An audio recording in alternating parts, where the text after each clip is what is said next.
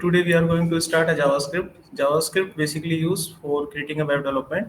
If you want to provide or if you want to write any logic on your web page, so you will have to write a script. Scripting are of two types, client side and the server side. Client side scripting means all the logics that you will write on your web page will be executed on your browser, and in a server side, all the logics that you will write will be executed on your server side. Okay.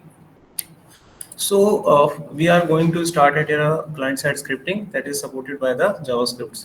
After that, you will learn a server-side scripting with the help of the React or Angular that you have in your course. तो उसके according आप उसे सीखेंगे.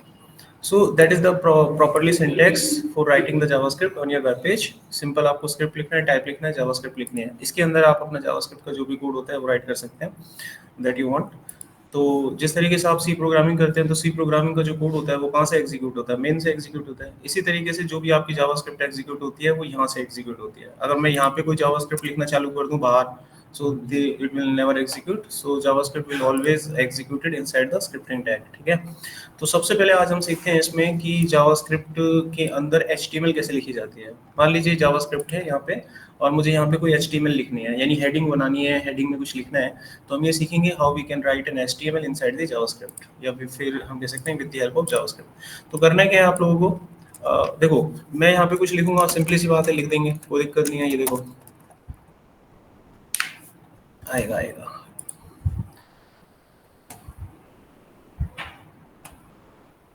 ठीक है, आ रहा है वहां पे, तो नॉर्मल है, लिख दिया हमने, कोई बात नहीं. अगर मैं जावास्क्रिप्ट की हेल्प से इसे लिखूंगा तो ये नॉर्मल नहीं है, एबनॉर्मल हो जाएगा. ये कैसे, देखो मैं लिखा स्क्रिप्ट और यहाँ पे लिखा टाइप में डाला हमने टेक्स्ट जावास्क्रिप्ट, आ जाइए अंदर. ठीक है, अब मैं यहाँ पे हेडिंग 1 बनाना चाहता हूँ, तो मैंने लिखी हेडिंग 1 और इसको क्लोज कर दिया और यहाँ पे लिखा पार्ट 2. कुछ नहीं आएगा, कुछ फर्क नहीं पड़ा, रेंडर हो रहा है लेकिन कोई फर्क नहीं पड़ रहा है. तो ऐसे हम इसमें जावास्क्रिप्ट नहीं लिख सकते, HTML नहीं लिख सकते. अगर किसी कारणवश या कभी किसी सिचुएशन में आपको इसके अंदर HTML लिखना पड़ा तो उसका तरीका देखिए क्या होता है. आप लिखेंगे document.write. अब इसमें जो आपको डालना है डालिए. अब मैं इसमें पूरी HTML लिख सकता हूँ लाइक दिस वे, बाकी तो HTML है, आप लिखिए इसमें. मैं लिखता हूँ इसमें लाइक पार्ट 2, तो वहां पर पार्ट 2 नाम की एक हेडिंग जो है आपके पास आ जाएगी. रन करते हैं इसे, आगे वहाँ पे समझ आ रहा है. तो मतलब कभी भी कोई HTML लिखनी है यहाँ पे लिखनी है. अब मैं HTML को कुछ भी दे सकता हूँ आपको, तो आपको यहाँ पे HTML लिख के यहाँ पे पिट कर देनी है. तो जैसे आप कहीं पर HTML का पेज बना लो अलग से, उसको कॉपी करो और यहाँ पे पेस्ट कर दो. समझ में आ गया? उसको कॉपी करो, यहाँ पे पेस्ट कर दो, आपकी HTML चल जाएगी. ठीक है. अच्छा, मान लीजिए मेरे को इस HTML पे अब CSS भी लगानी है, तो जाइए सिंपल तरीके से गो टू द स्टाइल. अब मेरे को CSS में, जब यहाँ पर आप CSS लगाते हैं तो यहाँ डबल कोट्स मत डालना, यहाँ पे सिंगल कोट्स डालना. जावास्क्रिप्ट टेक्स्ट वैल्यू को सपोर्ट करने के लिए दोनों तरह के फॉर्मेट इस्तेमाल करती है, सिंगल कोटेशन और डबल कोटेशन, क्योंकि वो जानती है कि आपको टेक्स्ट के अंदर टेक्स्ट लिखना पड़ सकता है कभी. जैसे अब हमें यहाँ पे लिखना पड़ रहा है, अब मैं अगर स्टाइल को ऐसे लिखूंगा ना, इसमें कलर दूंगा तो ये एरर दे देगा, मतलब ये चलने वाला नहीं है, क्योंकि डबल कोट से डबल कोट्स यहाँ पर क्या हो गया, क्लोज हो गया. ठीक है, इसी को कहते हैं लॉजिकली प्रोग्रामिंग, की मतलब कॉन्सेप्चुअली सीखना है आपको. वहाँ तो ठीक है कुछ भी चल जाता था, यहाँ पे नहीं चलेगा. ऐसे आपको प्रोग्राम की भाषा में ही जाना होगा. तो यहाँ पर आपको सिंगल कोटेशन लगाना है और आपका काम जो है बन जाएगा. बन गया. अब इसे रन कर लो. ऐसा कुछ आ जाए ना तो ये सर्वर जो है लोड वोड होने में दिक्कत देते हैं, आप इसको फिर से चलाना पड़ेगा आपको. समझ में आ गया? HTML भी आप लगा सकते हो, CSS भी आप लगा सकते हो. कोई डाउट किसी को? तरीका पता लग गया? Now move to the next point. कुछ भी लगा सकते हो, बोल्ड, इटैलिक, अंडरलाइन सब चलेगा. ठीक है. CSS कैसे अप्लाई करनी है अभी मैंने आपको बताया. जाइए CSS लगा दीजिए किसी भी चीज के अंदर, टोटली रन होगा परफॉर्मली. अब हम बात करते हैं डेटा को हैंडल करने की. ठीक है, प्रोग्रामिंग पर आते हैं. अब मान लीजिए आपको प्रोग्रामिंग के अंदर क्या होता है कि when we run any program, तो उस प्रोग्राम में क्या होता है कि some information we need to store it. ठीक है, तो किसी भी इंफॉर्मेशन को स्टोर करने के लिए हमें किसकी जरूरत होती है? वेरिएबल की. वेरिएबल एक्चुअली क्या होता है बताइए कोई? What do you understand by variable? वो कंटेनर जिसमें डाटा स्टोर किया जाता है, या सिंपल शब्दों में हम कह सकते हैं एक्चुअली वेरिएबल कुछ नहीं, बस एक मेमोरी का नाम होता है। हम किसी मेमोरी को जब एक नाम देते हैं तो वो हमारा क्या कहलाता है, वेरिएबल कहलाता है। इसको वेरिएबल क्यों कहते हैं, because the value that will store inside this variable can be very, it can not be fix. तो उसके अंदर जो वैल्यू होती है वो फिक्स नहीं होती, वो वेरी करती है। ठीक है, कल को मैंने इसमें 2 डाला हुआ है, मैं 4 भी डाल सकता हूँ, 6 भी डाल सकता हूँ, इसकी वैल्यू को मैं चेंज भी कर सकता हूँ, तो उसे हम क्या कहते हैं, वेरिएबल कहते हैं। जब भी आप मेमोरी क्रिएट करते हैं किसी वेरिएबल को बनाने के लिए, तो वहां पर हमें क्या करना होता है, हमें उसका टाइप बताना होता है कि which type of value you are using. Okay, आमतौर पर जो डाटा आप स्टोर करते हैं वो 2 तरह के होते हैं, या तो टेक्स्ट डाटा होता है या न्यूमेरिक डाटा होता है। Okay, so simply we are having 2 types of the data, numeric और the text. Numerics are also in 2 categories, decimal और विदाउट डेसिमल। डेसिमल नंबर के लिए हमारे पास फ्लोट और डबल होता है, बट विदाउट डेसिमल वैल्यू के लिए हमारे पास इंट या लॉन्ग तरह की वैल्यू होती है। और जो टेक्स्ट वैल्यू होती है उसको हैंडल करने के लिए हम स्ट्रिंग का यूज करते हैं। प्रोग्रामिंग में भी यही सीखते हैं, बट यहाँ पर ऐसा कोई डाटा टाइप का कॉन्सेप्ट नहीं है, आपको ये चीज नहीं करनी है। यहाँ पर क्या होता है कि लूज कपल होता है। लूज कपलिंग में क्या होता है कि आपको बस वैर लिखना है, वैर हर तरह का डाटा टाइप एज्यूम कर लेता है ऑटोमेटिकली। ये आपने मेमोरी बनानी है, नेम बनाना है, और उसमें कुछ भी डालो सब ले लेता है। देखो, ये मैंने टेक्स्ट डाला, टेक्स्ट ले गया, यहाँ मैंने नंबर डाला, ये नंबर ले गया, यहाँ मैंने पॉइंट में वैल्यू डाली, ये पॉइंट में ले गया। ये ऑटोमेटिकली एज्यूम कर लेता है कि which type of value you are using. So ये इसको एज्यूम करेगा डबल, ये इसको एज्यूम करेगा इंट, और ये इसको एज्यूम करेगा टेक्स्ट।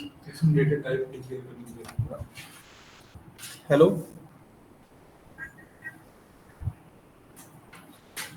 तो समझ गया था। अब हमें लूज कपलिंग क्या होता है? लूज कपलिंग और टाइट कपलिंग 2 चीज होती है। टाइट कपलिंग का मतलब होता है अगर आप कोई डाटा टाइप यूज कर रहे हो तो आपको सिस्टम को बताना पड़ेगा किस तरह की वैल्यू आप स्टोर कर रहे हो, लिखना पड़ता है इंट ए।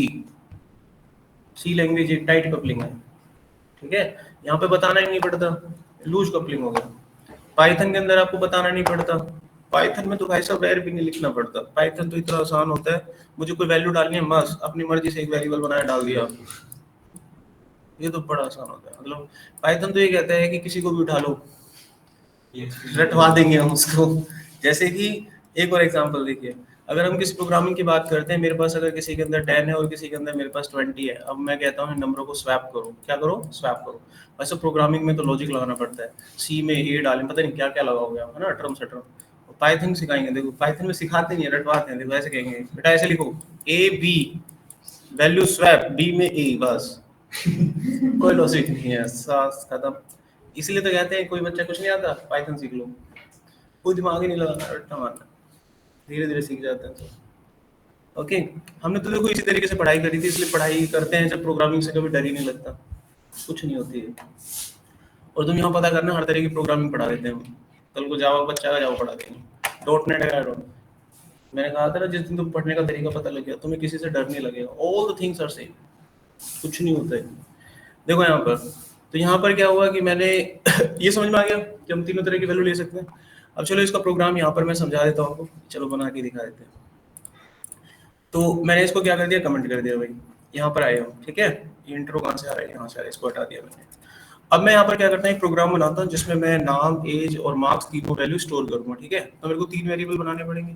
मैंने लिखा पहला वेरिएबल नेम, इसमें नाम डाल दिया राज, डबल कोट्स सिंगल कोट्स किसी में भी वैल्यू डाल सकते हो, टेक्स्ट वैल्यू सपोर्टेबल है विद इन सिंगल कोट्स और डबल कोट्स। यहाँ पर हम लेते हैं किसी की एज, एज में डाल दिया 32, ठीक है। यहाँ पर हम किसी की वैल्यू लेते हैं मार्क्स, मार्क्स में डाल दिया 3.4। अब हम इनकी वैल्यू को प्रिंट कर देते हैं, तो मैंने लिखा डॉक्यूमेंट डॉट राइट, तो नेम प्रिंट करना है, तो ये हमने सिंपल ऐसे प्रोग्रामिंग की तरह ही होता है, बस हो गया नाम प्रिंट। ओके, अच्छा अब मेरे को लिखना है document dot write, as print करनी है, तो ये मैंने जाके यहाँ पर एज लिख देना है, ठीक है। बीच में आपको जैसा स्पेस देना है वैसे दे सकते हो। तो जो डबल कोट्स में आप लिख रहे हो एज इट इज प्रिंट होगा, and the value of the variable will be converted into the actual value, जो भी आप लिखते हैं वो उसमें कन्वर्ट हो जाएगा, ठीक है। डॉक्यूमेंट डॉट राइट मतलब उस पेज में लिखने लगेगा आपको एचटीएमएल के अंदर। अब मैं फिर से यहाँ पर एक अगली वैल्यू लिखता हूँ, डॉक्यूमेंट डॉट राइट, और यहाँ पे मैं लिखा मार्क्स, तो मार्क्स में हमने वैल्यू डाल दी लाइक का मार्क्स, ठीक है। वो देखो तीनों वैल्यू वहाँ पे छप रही है ना। अब ये वैल्यू अलग अलग लाइन में चाहिए भाई, डॉक्यूमेंट डॉट राइट है, एचटीएमएल पे लिखते हैं, एचटीएमएल पे अपने आप से एंटर देने से तो एंटर आता नहीं है।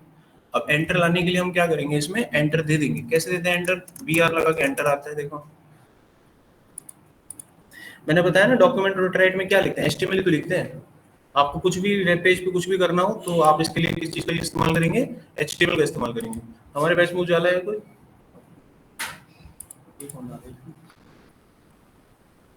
इसमें वो नहीं होता मतलब जैसे जावा में प्रिंट एलन होता अभी एक बच्चा आया था, कहाँ गया है ना, कहाँ गई, कुछ भी करते हैं। हाँ क्या कहते हैं, मतलब इसमें बीआर उसका एचटीएमएल का लिखना पड़ता है। ये डॉक्यूमेंट डॉट राइट में एचटीएमएल ही लिखते हैं। कुछ भी लिखना होता है ना डॉक्यूमेंट डॉट राइट में, डॉक्यूमेंट डॉट राइट में क्या लिखी जाती है, हमेशा एचटीएमएल लिखी जाती है।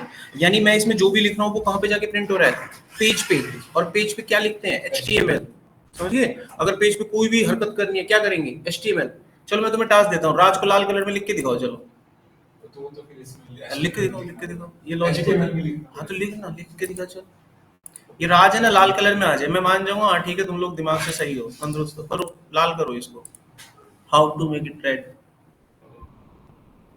ये जो राज है वो हाँ अब मैं वेट करता रहूंगा, 10:30 भी बज सकता है, लिखेगा समझ रहे हो।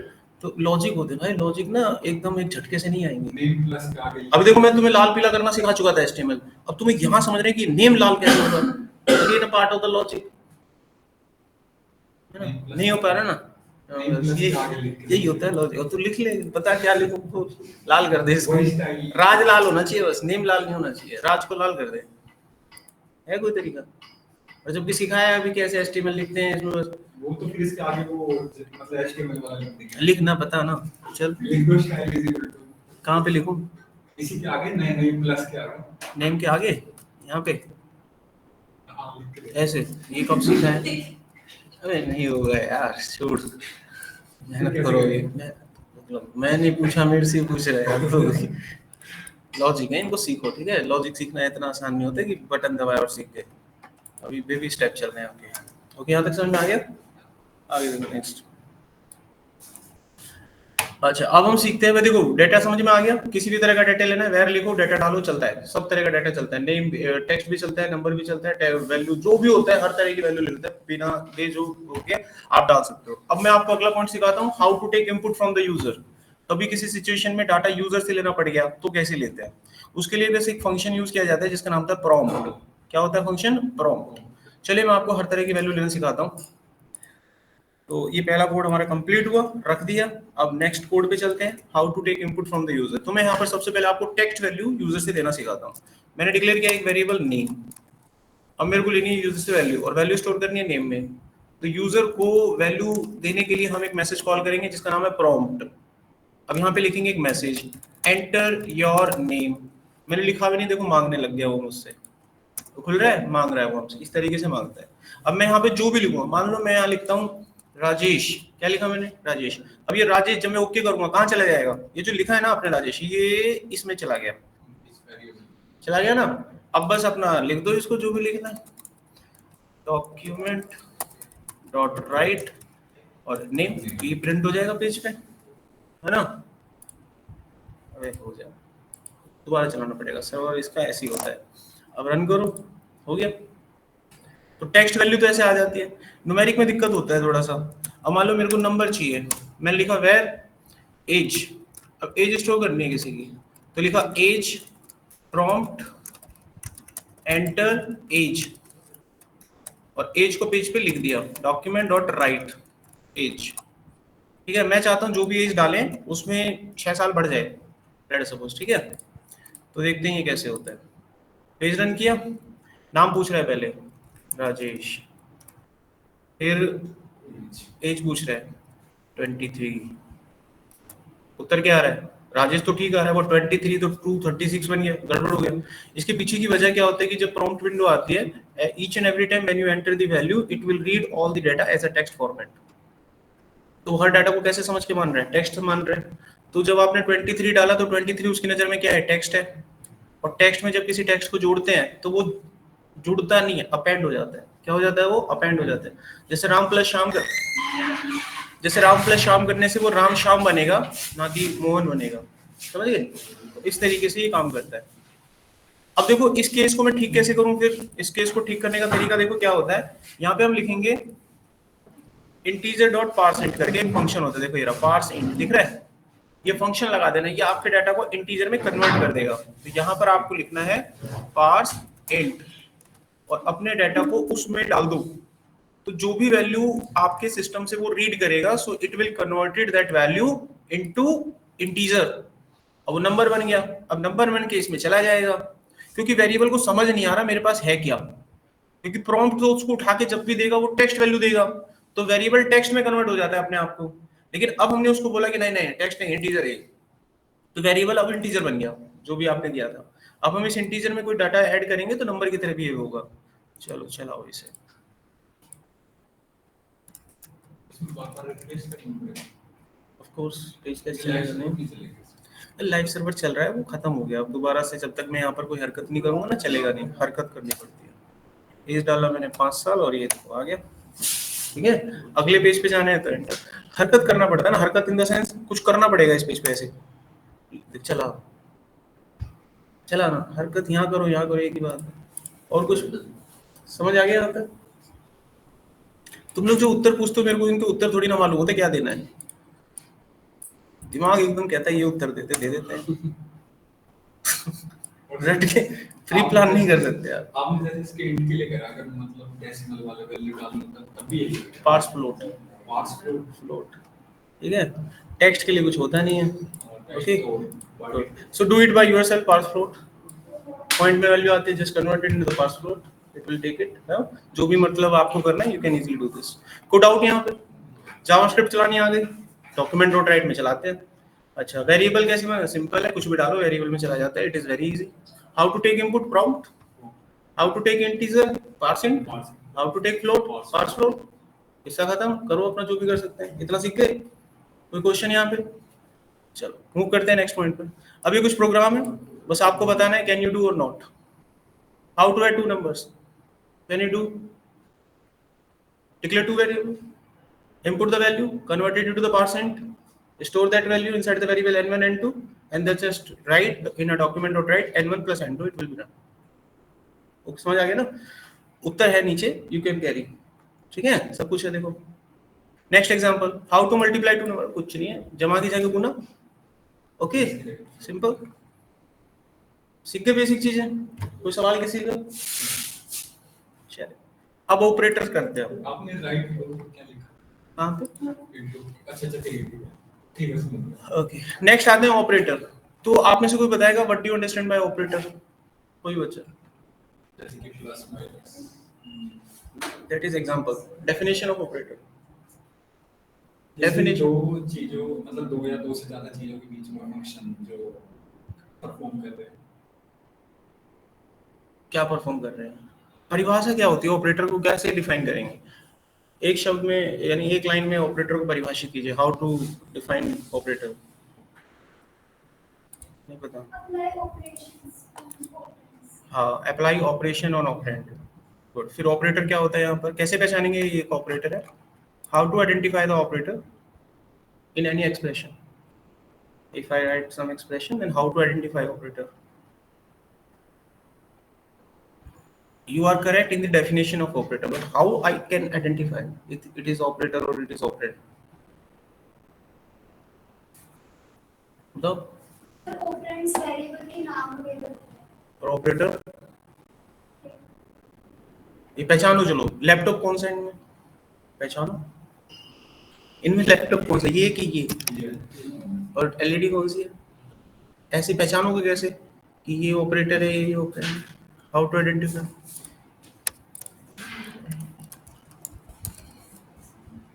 ऑपरेटर कुछ साइन ऐसा होगा, बोल सही से आ रहा है। ऑपरेटर कुछ साइन ऐसा होगा और वो और जो ऑपरेंड है वो कुछ वैल्यू वेरी करते हैं। अभी देख, अब काफी ठीक है, अब इसको करेक्ट कर देते हैं। देखो वेट,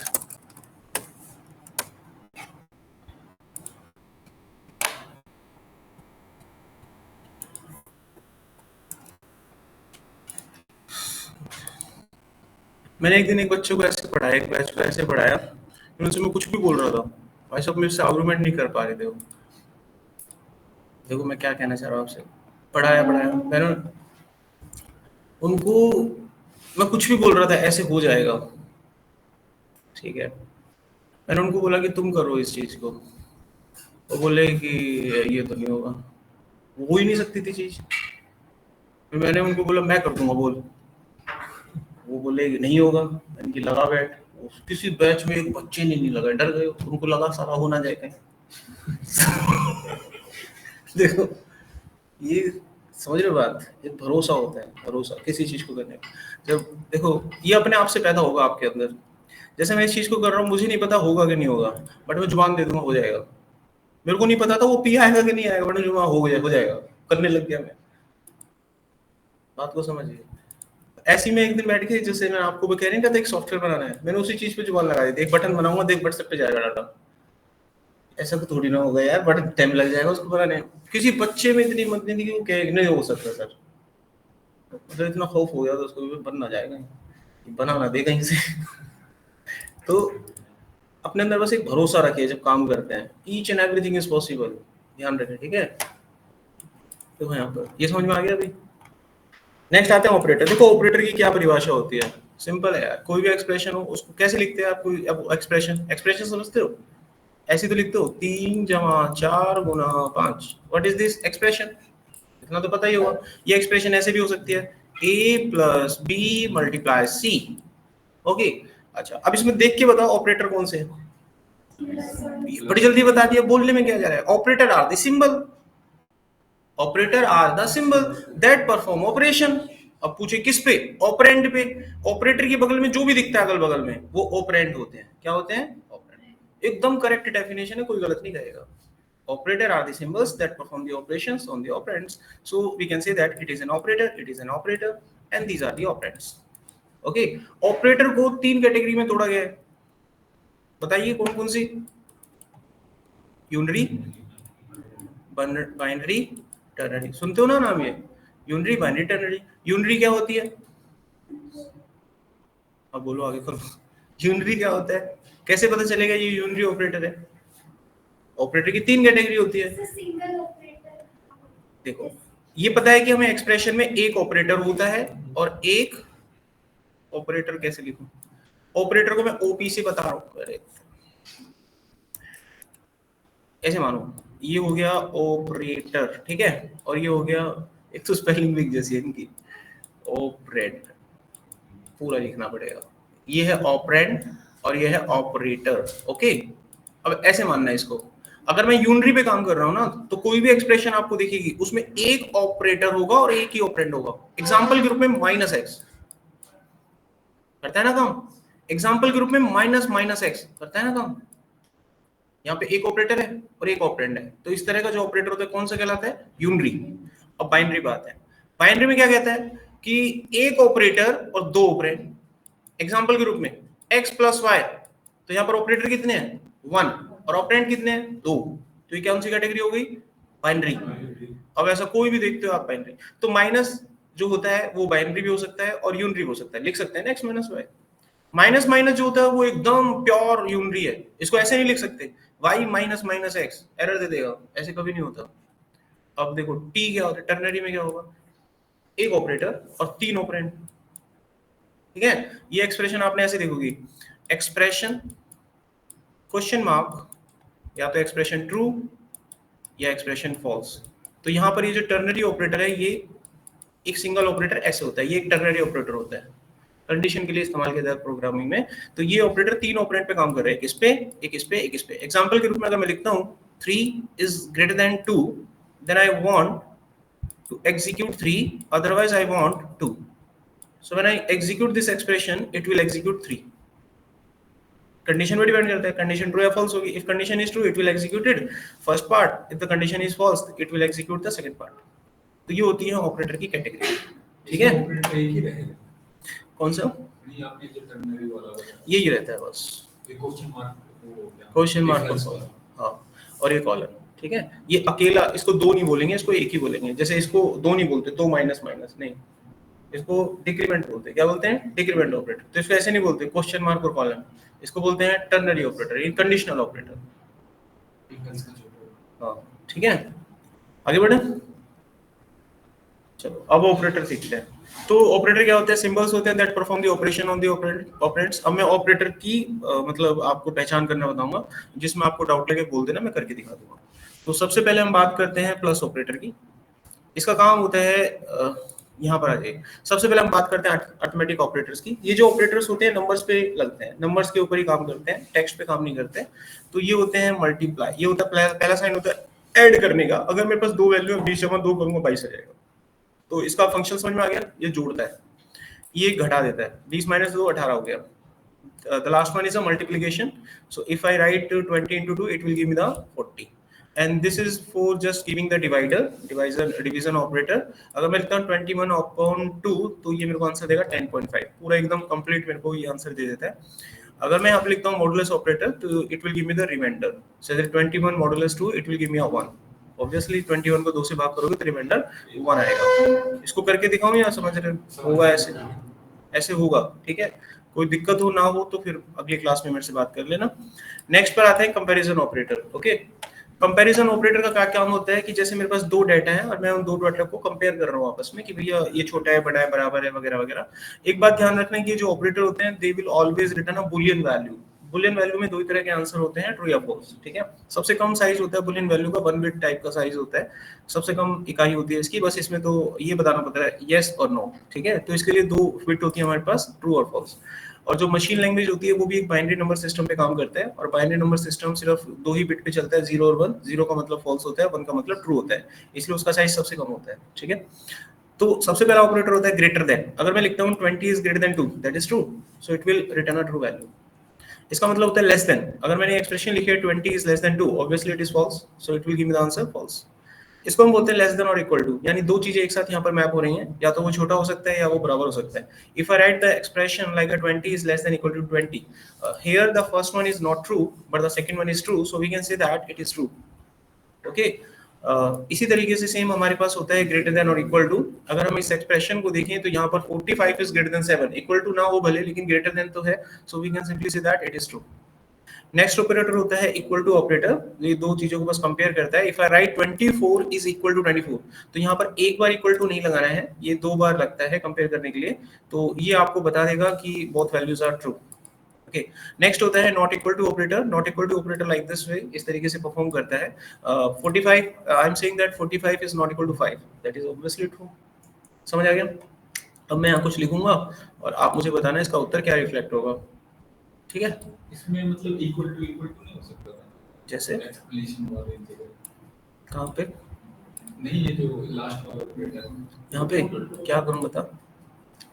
नहीं, मतलब इसकी जगह वो इक्वल टू भी जो वही काम कर रहा है, ये वाला मतलब वो भी मेरे को कहीं पे ऐसे लिखना पड़ जाए, मेरे को कहीं पे ऐसे लिखना पड़ जाए कि 2 का नोट 5 के बराबर नहीं होता, 2 रुपए का नोट। अच्छा, वो नोट वाला था, नोट वाला नहीं, मैं कह रहा हूँ कि मैं कहीं पे लिखना चाहता हूँ कि 5 6 के बराबर नहीं होता, तो मैं इसको लिखूंगा कैसे? तो लिखना पड़ेगा अंदर को, इक्वल टू से थोड़ी ना लिख पाएंगे। आगे देखो नेक्स्ट। कोई बात नहीं, मैं मना थोड़ी ना कर रहा हूँ, मेरा तरीका ऐसा है, कुछ तुमको लगता है मैं डांट रहा हूँ। देखो नेक्स्ट यहाँ पे, तो मैं यहाँ पे लिखता हूँ, तुम लोगों को ऐसा लगता होगा एक बार मैं डांट नहीं ना, मेरा तरीका ऐसा है। आगे देखिए नेक्स्ट टाइम, मैंने यहाँ पे लिखा document dot write 3 is equal to 4, what will be the answer? ठीक है, अगला document dot write, if I write 5 not equal to 5, क्या आंसर आएगा?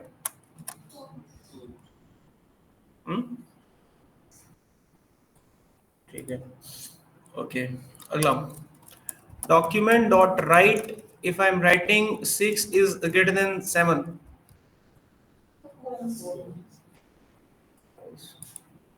सीख गए, वैसे ऐसे ही चलता है। ओके, कोई दिक्कत ऐसी है नहीं कि आप नहीं कर पाओगे।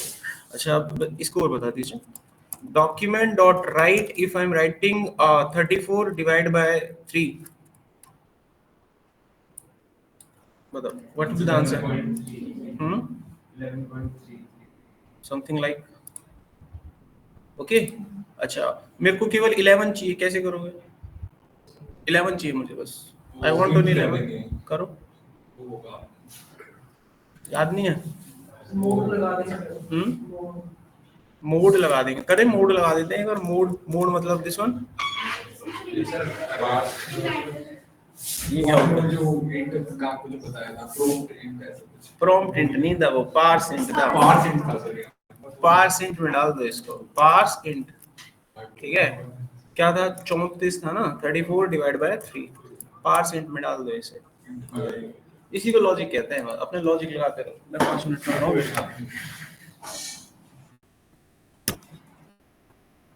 ऑनलाइन क्लास वेट करो 5 मिनट।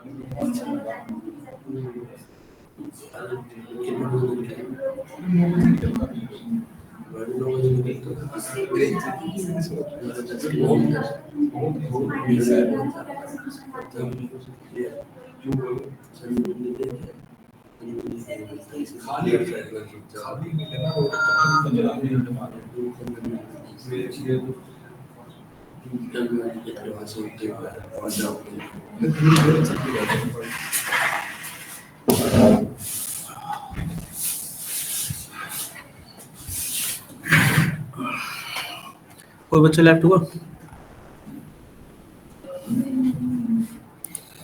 ठीक है, देखिए यहाँ पर नेक्स्ट पॉइंट। तो ये था उसका उत्तर, ये आपने कर ही लिया था।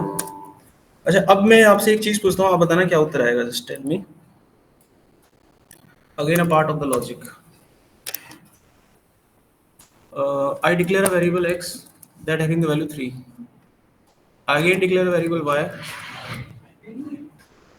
Hey, ये just बात कर, ऐसे मत बता। अच्छा, दोस्त, ठीक। यहाँ मैंने लिखा 3। ओके, यहाँ भी मैंने 3 लिख दिया। अब ये बताओ, मैं अगर इन्हें कंपेयर करूंगा तो क्या उत्तर आएगा। मैंने लिखा डॉक्यूमेंट डॉट राइट, मैं लिखता हूँ x is equal to y, ऐसे। तो ये ऐसे, what will be the answer? False. Hmm, false आएगा ओके, क्योंकि एक मेरी ये देख। इसमें ऐसा कुछ नहीं होता ना, ऐसे गलत हो गया। वैल्यू कंपेयर करी होगी अंदर की। देख, गलत हो गया ना, तो इसको करेक्ट कर लो, ठीक है। ऐसे करने से कभी फॉल्स फॉल्स नहीं है, ठीक है उसके लिए, क्योंकि 3 होता है, बस उसने माप दिया 3 होता है। डाटा टाइप के हिसाब से कंपेयर करना है। अगर आपको डाटा टाइप के साथ, डाटा टाइप के हिसाब से अगर कहा जाए, जैसे मैंने कहा इसको पढ़ो, क्या पढ़ोगे आप इसे? इसको पढ़ो, क्या पढ़ोगे? तो इसने भी पढ़ दिया 3 बराबर। अब डाटा टाइप से पढ़ो, अब डाटा टाइप से पढ़ो, what is this? Numeric 3। What is this? Text 3। अब ये कहेगा गलत। अब कैसे कहेगा गलत? 3 बार लगाओ। हाँ, ऐसे करते हैं, ठीक है। हाँ, ऐसे कभी डाटा टाइप से कंपेयर करना हो 3 बार लगाओ। तुम्हारी सी में है ऐसा? सी में नहीं होता है ऐसे, इसमें होता है, जावास्क्रिप्ट में होता है ऐसे, ठीक है। जावा में भी नहीं होता, जावास्क्रिप्ट में ऐसा होता है, पॉसिबल है, ठीक है भाई। आगे देखिए नेक्स्ट। ये इस कोर्स में इंक्लूड नहीं कर रखा हम लोगों ने, बट मैंने ऐसे ही बताया आपको, इसमें इंक्लूड नहीं है। नेक्स्ट है जी असाइनमेंट ऑपरेटर। तो पता है ये वैल्यू असाइन करने का काम आता है। लॉजिकल ऑपरेटर देखिए यहाँ पर एक होता है and operator, logical and operator. Basically it is used if we are having a multiple criterias और the multiple conditions, and if we want all the criterias should be true, then we will put between these and operator. Okay, so यहाँ पे एक logic है, एक logic आपका, एक logic ये रहा, एक लॉजिक ये रहा। अब बीच में एंड लगा रखा है, तो इसका उत्तर आपको ट्रू तभी मिलेगा जब all the logics will be true. अब इसको चेक किया गया, ये हो गया बेचारा फॉल्स, फॉल्स हो गया ना, तो दूसरे को चेक ही नहीं करेगा, ये फॉल्स हो गया, दूसरे पे जाके क्या करना है, फॉल्स आ जाएगा उत्तर। अब मान लो ये ट्रू हो जाता, let us suppose if I right eight here 5 is less then 6, ये ट्रू हो गया। अब जाके चेक करेगा दूसरे वाले को, अब दूसरा वाला भी ट्रू हो गया, then it will give me the answer true. समझ आ गया बात? अच्छा, नेक्स्ट होता है और ऑपरेटर। और ऑपरेटर में क्या होता है कि at least one should be true. दो कंडीशन के बीच में किसी एक के ट्रू होने पर आंसर ट्रू में कन्वर्ट हो जाता है। जैसे इसको चेक किया गया पहले, ये फेल हो गया, कोई बात, अब इसको चेक किया गया, ये ट्रू हो गया, तो इसलिए answer will be reflected in the true. इस चीज को अब यहाँ पर देख लेते हैं। If I write a document dot write 4 greater than 5, false आ रहा है, ठीक है। मैं लिखा 8 लेस देन 4, एरर है ना, बीच में लगाना पड़ेगा कुछ। तो जब दो लॉजिक होते हैं ऐसे, तो बीच में लॉजिकल ऑपरेटर लगता है, तो एंड लगाओगे या और लगाओगे। अच्छा, मैंने यहाँ पे एंड लगा दिया, फॉल्स आ गया, कारण पहला वाला फॉल्स है। मैंने यहाँ पे और लगा दिया, दोनों ही फॉल्स है ना, समझ रहे हो, दोनों फॉल्स है। अभी देखिए, अभी ठीक हो गया, कोई दिक्कत यहाँ पे, सिंपल है।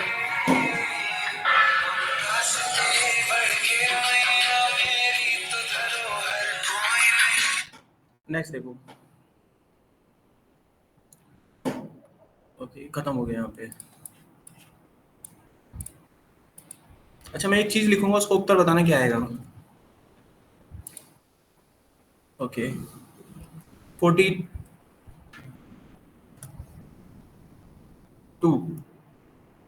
बताओ, छोटा कर देते, चलो छोटा कर देता हूँ, अब बताओ।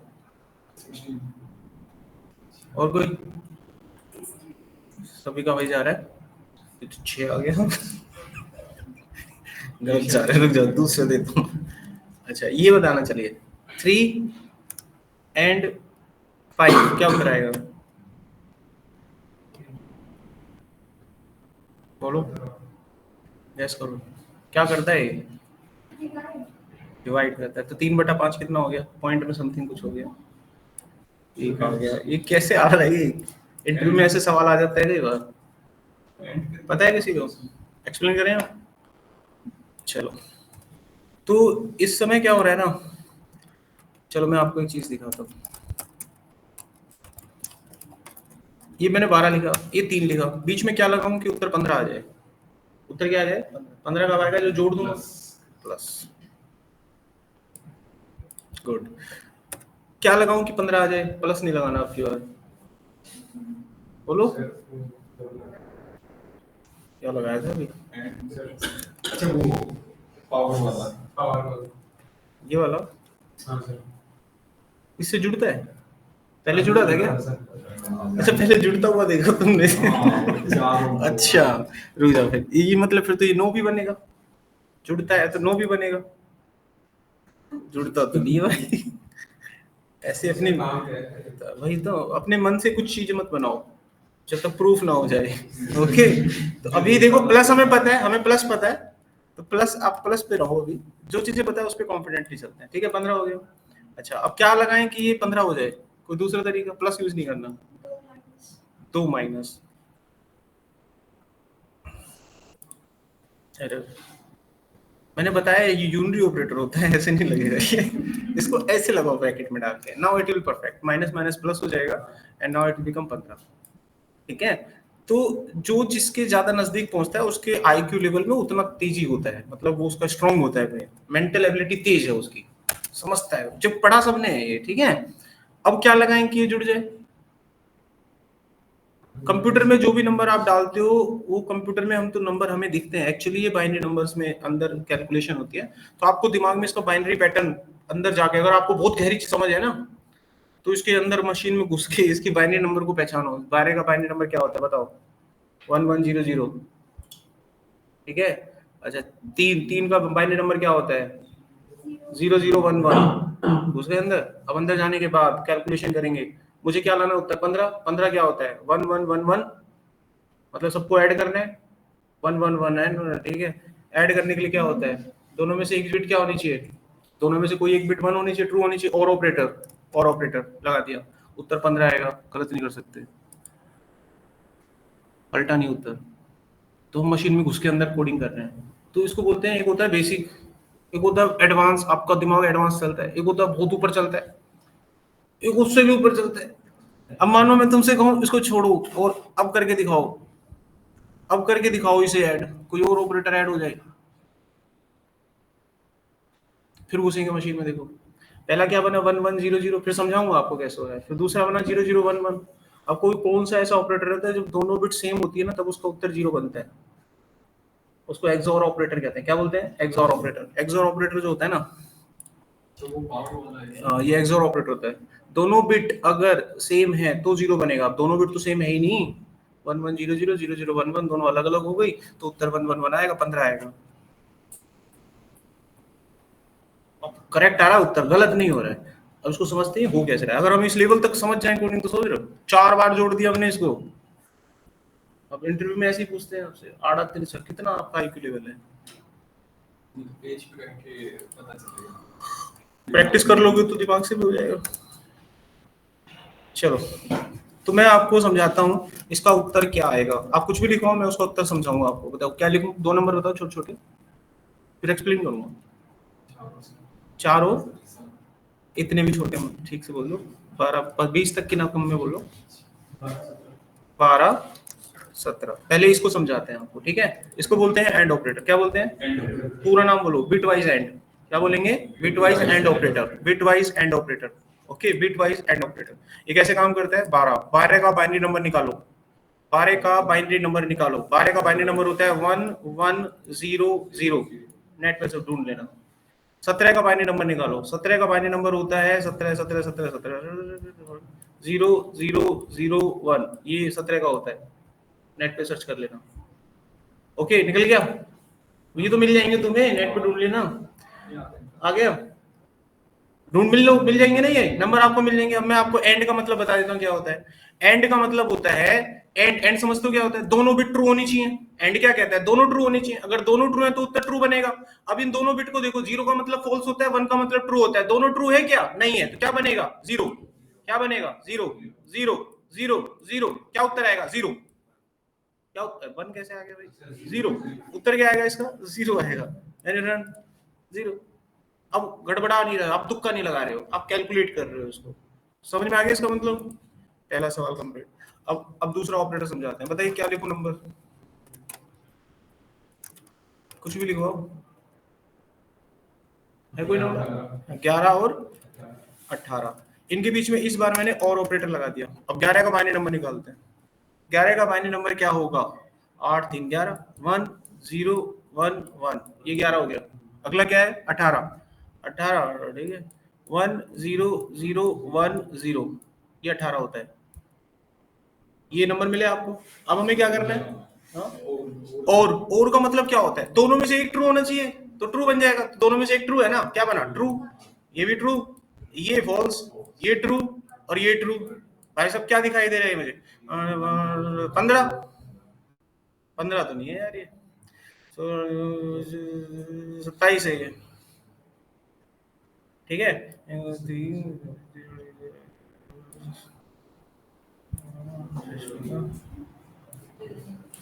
सही तो जा रहा है। 27 ही है, 27 है, 27 है। देखें भाई उत्तर, देखें आप, 27 आएगा इसका उत्तर। सही, और समझ में आ गया? अच्छा, अब क्या रह गया? एक जोर रह गया, जोर है ना, उसको निपटाओ। कोर्स में नहीं है तुम्हारे, टाइम बचा रहा हूँ तुम्हारा मैंने। 11:30 तक टाइम है तुम्हारा, 10:30 तक। नई यूनिट स्टार्ट करता समझ नहीं आती। जावास्क्रिप्ट बहुत बड़ा होता है। अच्छा, छोटा सा पार्ट होता है जावास्क्रिप्ट में। तुम कहो ना अगर कि सर मेरे को HTML पढ़ना है, ठीक है, तुम कहो कि सर मुझे 3 महीने तक पढ़ना है, मैं 3 महीने तक तुम्हें HTML पढ़ा सकता हूँ, HTML खत्म नहीं होगा।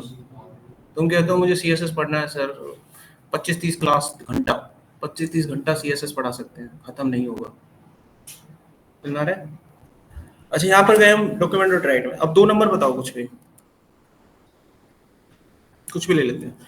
12 ले लिया और 7 ले लिया, ठीक है। अब जोर ऑपरेटर देखिए कैसे काम करता है। 12 का हमने निकाला नंबर, 12 का नंबर क्या निकला भाई हमारा? 8 से 12 1100। और फिर 7 का निकाला, 7 का निकाला तो 7 का बना 4 3 हो गया कंप्लीट यहाँ तक। अब निकालना है जोर। जोर का मतलब है दोनों बिट अगर सेम है तो 0 बनेगा, दोनों बिट अगर सेम है तो 0 बनेगा। तो ये 1 1 0 1। अब इसको कैलकुलेट करेंगे तो इसका उत्तर बना 11। क्या बना? 11। अब रन करो, 11 उत्तर आएगा। एग्जाम में ऐसा आ जाए 4 चॉइस दे दे, कैलकुलेशन करा और बता दिया उसको, ठीक है। 2 ऑपरेटर और होते हैं, उसके बाद ये बताओ। डॉक्यूमेंट डॉट राइट कई बार ऐसे मिलता है आपको। मैंने लिखा 18, ये राइट शिफ्ट होता है, मैंने कर दिया 1, 18 राइट शिफ्ट 1। अब ये क्या बना?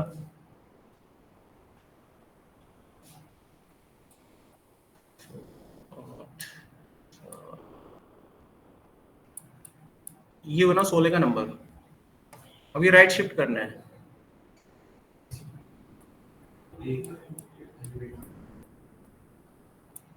राइट शिफ्ट मारना है। ऐसे ऊपर एक घड़ी, ऐसे पैटर्न लिख लिया करो। लिख लिया पैटर्न? 1 2 4 8 16 32। अब देखो मैंने ये 18 कैसे बनाया था, समझ में आ गया? जिसको जोड़ने से 18 बनता है मैं उसके नीचे 1 लगा देता हूँ, बस बन गया 18। ऐसे कोई भी नंबर बनाया जा सकता है। इसकी लगातार प्रैक्टिस करते हैं तो ऊपर लिखने की जरूरत नहीं होती, वो दिमाग से बन जाएगा। अब इनिशियल हो तो पहले ऊपर लिख लो, जिसको जोड़ने से नंबर बन जाए आपका वही है। कोई कहे कि चलो 38 का बनाओ, अब कुछ नहीं है, 32 और 6 जोड़ो, किसको जोड़ता है? 4 और 1, तो 38 का बाइनरी नंबर होता है 1 0 0 0 1 1 0, ये 38 का है। तो किसी भी नंबर का बाइनरी नंबर निकाला जा सकता है, ठीक है। अच्छा, मुझे इसमें क्या बताना था आपको? Right shift. राइट शिफ्ट क्या है? इसको एक राइट शिफ्ट ले जाओ। अगर मैं इसको एक तरफ राइट क्या होता है? राइट हमारा राइट इधर होता है, तो राइट इधर चला जाएगा तो क्या होगा? ये इधर सरकेगा एक बिट, तो 1 0 0 1 0 हो जाएगा। अब इसके ऊपर कुछ नहीं होता तो मतलब 0 होता है ये तो खत्म हो गया। तो ये नंबर क्या बना? 1 और 8, 1 और 8 है ना, इसके ऊपर जोड़ोगे तो क्या बनेगा? 9 बनेगा, तो इसका उत्तर 9 आएगा। अब इसी चीज को अगर लेफ्ट शिफ्ट कर दूं, इधर घुमा देना है उसको, इसी पैटर्न को इधर घुमा देना है। जैसे देखिए 1 2 4 8 16 32, ठीक है। 18 किसको जोड़ने से बनता है? इसको और इसको जोड़ने से बनता है। अब वो कहता है लेफ्ट शिफ्ट, तो एक एक बिट लेफ्ट में घुमा दो, ये 1 यहाँ आ जाएगा और ये 1 यहाँ आ जाएगा। अब जोड़ लो, कितना बना? 36 बना ना, उत्तर 36 आएगा। तो ये एक ऐसा तरीका है, किसी भी नंबर का डबल कर सकते हैं हम, डबल। चलो इसका 4 गुना करना है, 36 का डबल कितना होता है? 36 का डबल 72, देखो 72 का भी डबल करना है। ये डबल करने का काम आता है। अब पता नहीं बन रहा है तो डबल बोल दिया हमने, ठीक है। तो एक नया तरीका हमारे पास आ गया, इसी चीज को यूज करती है दुनिया। देखो डबल हो रहा है भाई साहब, और डिवाइड वाला वो आधा कर देता है, आधा बलिए वो बलिए। चलो क्लास ओवर आज का, जा सकते। ये जो आपने 3 के साथ करते हैं, इसको 3 में पार्ट में बांटा। Hello sir. हाँ बोलो। सर बीच में स्क्रीन में प्रॉब्लम आ गई, जो मैंने दोबारा ज्वाइन किया इतनी अटेंडेंस हो चुकी थी, स्टार्टिंग से